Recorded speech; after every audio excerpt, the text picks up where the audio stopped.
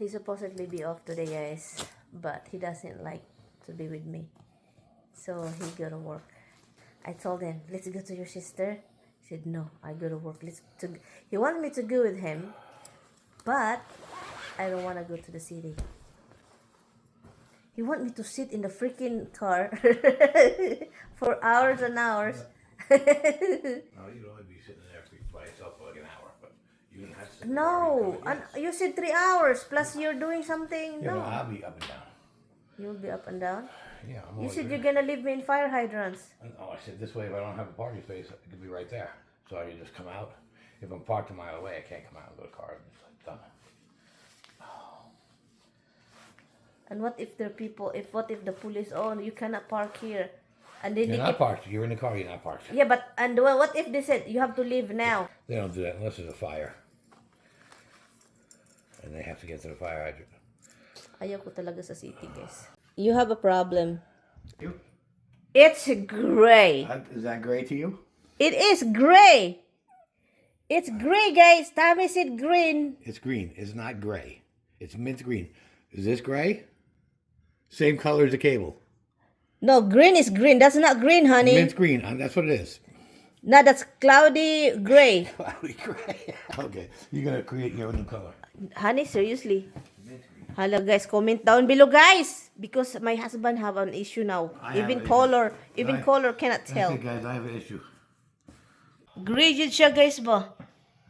My husband is always like, he's looking for minty green. That's not mint green. Whatever. The green over there, oh, the green. The leaves of the maple. That's green. Look at the maple. What color is this? That's dark gray. It's gray. Yeah. Dark That's gray. Dark gray. That's mint green. That is dark gray. And the other one is mint green. Light gray. My husband, he's not going to work. He's just gonna fight. Honey, my eyes is still okay. By whose standards? Han, everybody's standard. Remember, how has the eye issue here? Yeah. Look at It's this. sad for you, though. If I have the eye issue, you're the one who can't tell colors.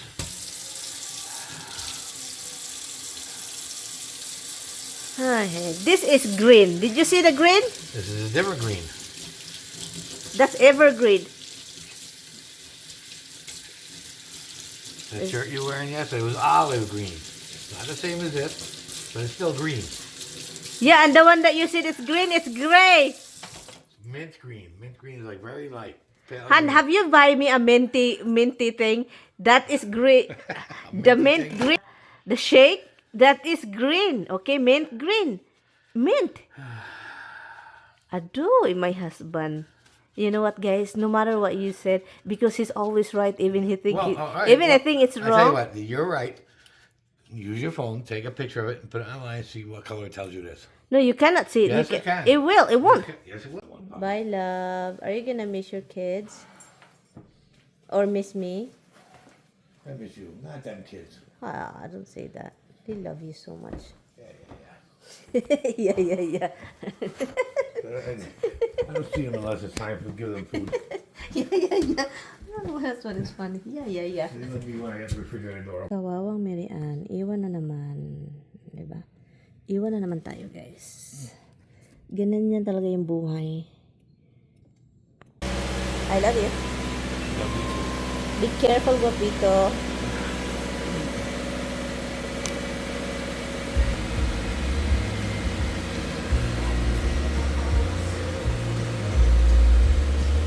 Love you. I'll talk to you later. I'll get it. Tommy. They do that across. Melting crap. I put my hand in there like, oh. Listen. There is thing over there you charge. That red thing, electric checker. To check the electric. It's charged in your table close to your watch. What is it? Do you need it? I'll charge it. What is it? I just sit there. It's a test. Yeah, that's the one. I was. You don't need it? No, I haven't. Okay. Why the car is acting up? Sounds weird. Bye. Ito nga pa, Miani. You are wrong, remember? I'll talk to you later. I love you. Be careful, ha? Talk to you later, baby. Bye. I will close it.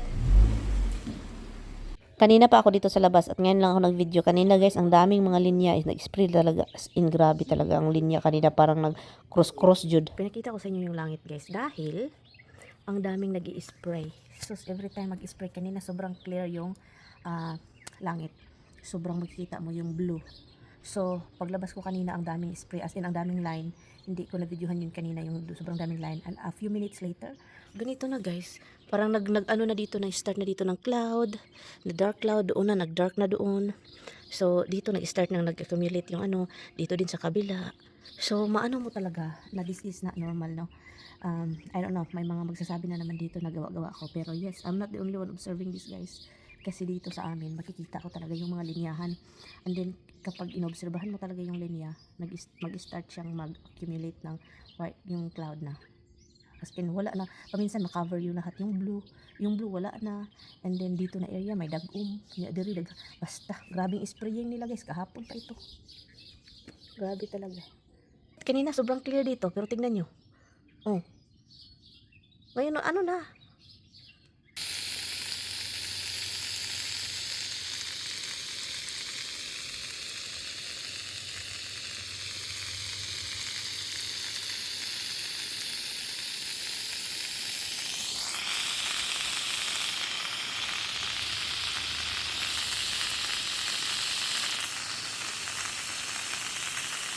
At dahil mainit-init na, so dito na ako magsampay ng ating mga nilalabhan ng mga diaper. So, ganito yung napakaganda kapag talagang kapag sobrang init na summer na dito na sa labas. Magluto tayo ng adobo guys. Isa kasi ito sa pinaka-paborito ni Mister na pagkain nating mga Pinoy. Adobong pork. Wag lang yung manok kasi ayaw niya. At dahil yung nabili natin marami-rami yung taba, so kailangan natin kunin yung taba guys. At yun, kinuha ko na yung mga taba at magagamit natin ito mamaya or bukas sa susunod na araw. Frying the egg and also frying the, fried rice, ganun. Magagamit natin yan. At marami-rami din, di ba? So, nilagay ko na dito yung garlic, tuyo, oyster sauce, pamintang durog, at granulated garlic, guys. Durog na garlic. So, yun siya. At nilagyan ko rin tubig kasi alam nyo na, maraming tuyo. So, yun, binuboil ko lang yan siya, guys. At nilagyan ko ng vinegar at wag nang i-mix kasi delikado. But anyway, so nilagyan ko din yung sili. May magsasabi bakit pakainin ko si Mr. Kasi hindi naman ito palagi at gustong-gusto ni Mr. ito. At yun, masaya siya. Guys, mag-igdaw ang ating dudong tami. So, hugasan natin itong nilutuan natin ng tawag nito. Bacon. Diba? Grabe din yung bacon ay. Mamilit dyan eh. Ang daming ni Mister. Ang daming dapat gawin. Like for example yung personal therapy. Wala guys. Wala talaga. So, iwan ko. Gusto kong pero siya guys. Sabi ko tara exercise tayo. Exercise natin yung paa mo. Sabi pa niya, mamaya na. I'm looking for what to do. Like yung i-push daw yung paa niya. Ano daw gamitin. Iwan ko na nga si Batman. So, yun. So, yun yung ganap. So, hindi ko alam kung kailan siya kasi mga PT pala, ang layo ng mga appointment. Busy pala. Yung mga PT-PT, sobrang busy pala.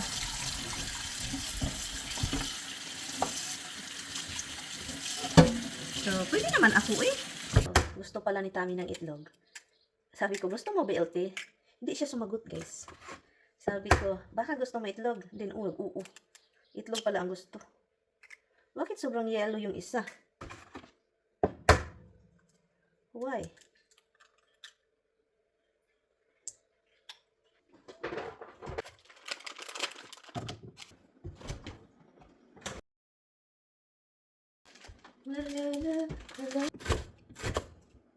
Nag-usap kami sa labas. Nagtanong ako sa kanya kung ano yung month na mahina yung trabaho ba. Hindi sila busy, wala masyadong tawag. Kasi gusto kong umuwi or bisita, hindi pala uwi. Kasi every time na I say something like, gusto kong umuwi ng Pilipinas, iba ang pangdinig ng Tami. Umuwi, dito naman yung buhay mo, dito ka naman tumira. So gusto kong sabihin na gusto kong magbisita doon sa Pilipinas na yung wala siya masyadong trabaho. So, tinanong ko siya doon sa labas, nag-usap kami. Sabi pa niya, daw, January, February. Just like 2024 yung umuwi ako. Kaya pala umuwi ako noon. Kasi, or bumisita ako sa Pilipinas. Kasi, wala siya masyadong trabaho. Sabi ko sa kanya, wala ka nga masyadong trabaho, pero may mga snow. Ayaw ko siya iwan, guys. O, baka anong mangyari sa kanya. Alam nyo, pag may snow, guys, takot ako baka mag-heart attack yung asawa ko, guys. Kasi po, yung mag-shovel ba, and then yung sasakyan kapag masiraan siya, doon siya ma-stuck siya lang isa, walang makatulong. Delikado kasi yun, guys, lalo na kapag ang kapal ng snow. So sabi ko sa kanya, kung uuwi ako o kung bibisita ako sa Pilipinas, ibig sabihin, mag-isa lang ako doon for 15 days. Kasi ayaw kong magtagal, like 1 month, guys. Ayun ako, 1 month, grabe ka stress. Kasi naisip ko yung kapatid ni Mister andito palagi. Mag-alala ka ba kasi ibang tao na andito? I mean, okay man sila, pero mahiya man ako, guys. Yung parang andito palagi, nagtatrabaho, bantayan yung alaga namin. Ako ba, nag-worried ako. Alam nyo, binabayaran man sila ni Tami, tagpa 500 sila. Yung pag-uwi ko dito, binayaran sila.